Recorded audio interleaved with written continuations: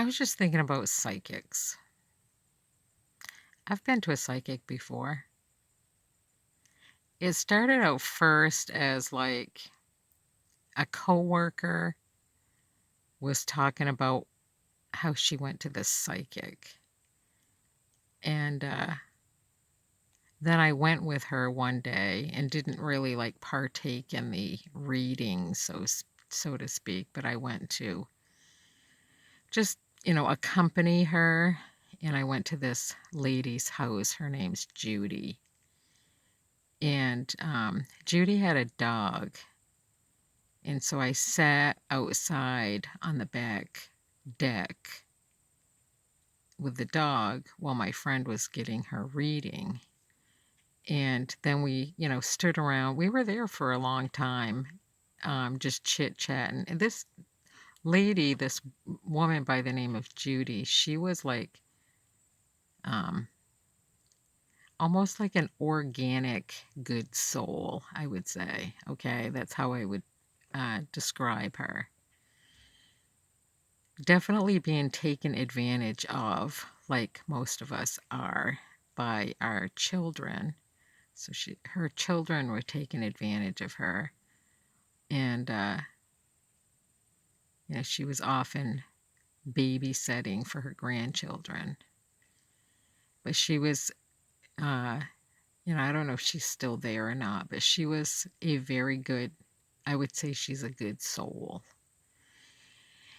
And so she got these tickets. I don't know where somebody gave them to her, to a Bobby Vinton show at Turning Stone Casino. And so we went, she invited us, of all people, me and my friend, to go. And so, we drove to the casino and we went to the show with her, and um, it was really, really nice. And I did go and visit with her, even though I don't, for entertainment purposes. Some of the things she said to me were like,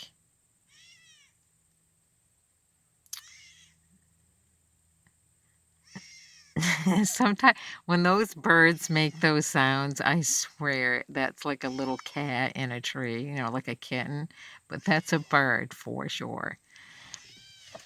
And all animals, I don't care where I am, animals, the sound of an animal will distract me.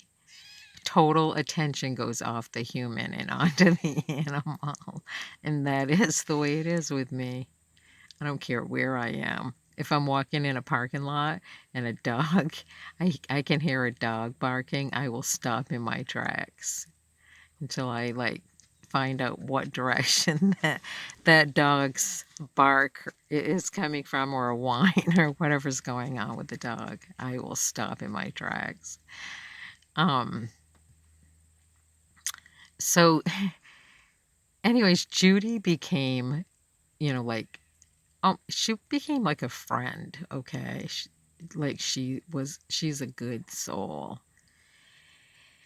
And I ended up, only because once you become friends with somebody that has these abilities, you kind of need to have, she's saying stuff, and then it's like, okay, well, I think there's something to what she's saying, but I need like an independent person other than her. Like I need a cross reference. So I go to this other woman, her name's Carol. And Carol says to me, um, you know, my big thing was I could not understand why all these people in Livingston County were doing what they were doing to me and my kids. And I was just trying to get some type of, go anywhere to figure out what the fuck, okay? And so Carol said to me, it just almost like dawned on me yesterday this conversation with her, and she said that there is a king, more like a knight, that would intervene and start making, things right for you and your kids. And, you have to hold some type of belief that there is something out there, somebody, something, anything out there that's going to stop the madness that's occurring, okay? You have to believe it. And when you lose that belief, you have to keep grabbing and grasping for something to hold on to. Whether it's there or not, you have to. But that there was no like white knight. There was no king. There was none of that stuff for me or my kids that came in and intervened on all the shit they were doing.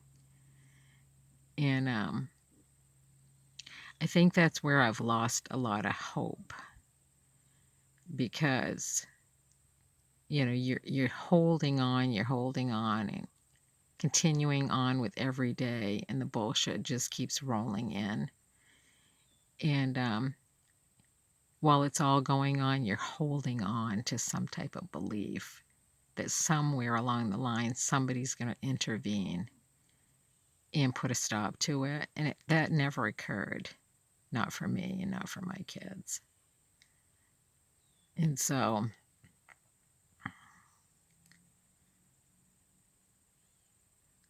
it makes you look at life differently.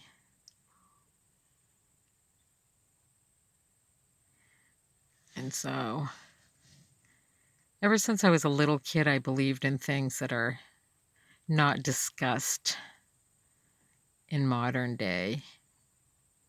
And I know there's, I can't even explain this. There's people labeled as people that were once here, but the people that were once here held the knowledge. So the people that were, I told my grandmother this was one time when I just had to get away, and I went to her house, and I hugged her and I said, if I'm going to the Onondaga with all this stuff. And she just shook her head yes, like she knew what I was talking about. But it's where that's part of my belief system, the Onondaga. It's not what people are portrayed as today in today's world, but it's a higher belief system. But it is pretty weird when you travel through life and your once strongly held beliefs start falling apart all around you, and you realize that this is just one evil fucking place that we're in, and nothing's going to get better. And I truly now believe this is hell. I think the place that was once called heaven, I think that was destroyed in its entirety, and there is no place called heaven. And I just think we live in hell. And there's nothing you can do to change it. And I strongly do believe, because there has to be something on the animal spirit side of the world. And those, where they want to punish humans for what they've done. And I strongly believe that there is such a place. So if this is really hell, the worst place, there is no heaven, and that the only place that you can go after you die is animal hell, and they will put you through hell. That's what that's the only thing I can believe in. That's it.